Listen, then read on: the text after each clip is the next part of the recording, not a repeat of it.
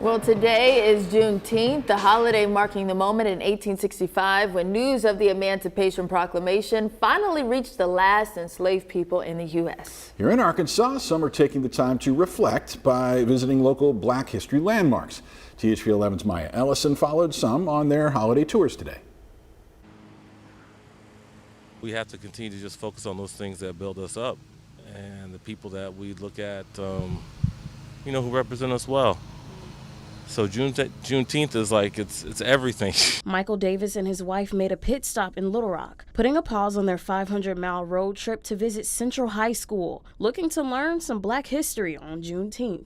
It's an important informational tool for people to learn about, the emancipation of Black people. For many, the story is familiar. Central High was the starting point of integration in Arkansas, when 9 African-American students, known as the Little Rock 9, became icons in the fight for equal education. Just envisioning the people that were out here, walking over here, we were discussing and envisioning the people who were trying to prevent these young people from getting their education. Like Davis, others traveled from near and far, drawn to some of Arkansas's most profound Black history landmarks, like the Central High Museum. Every year we celebrate Juneteenth, and it's important because it sets the African American rights for freedom. Mr. and Mrs. Thompson wore colors of the Pan-African flag, a theme they've kept for 5 years, to honor the day enslaved people finally learned they were free. For them, the museum is a constant reminder of how far the community has come since 1865.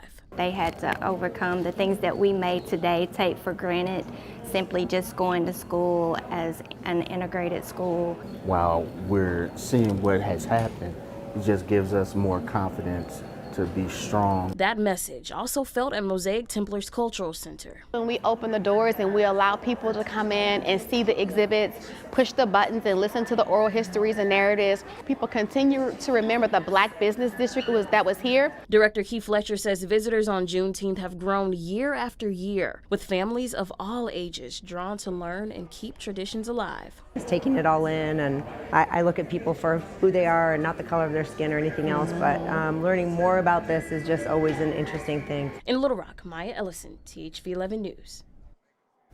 Another event taking place in Little Rock today, celebrating the holiday, the Mosaic Templars Cultural Center hosting a brunch. Rolly, I was lucky enough to host the brunch again this year, and it wasn't just people from Central Arkansas.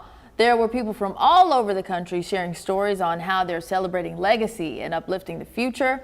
It was exciting to hear all their stories and hear why they say history must be preserved.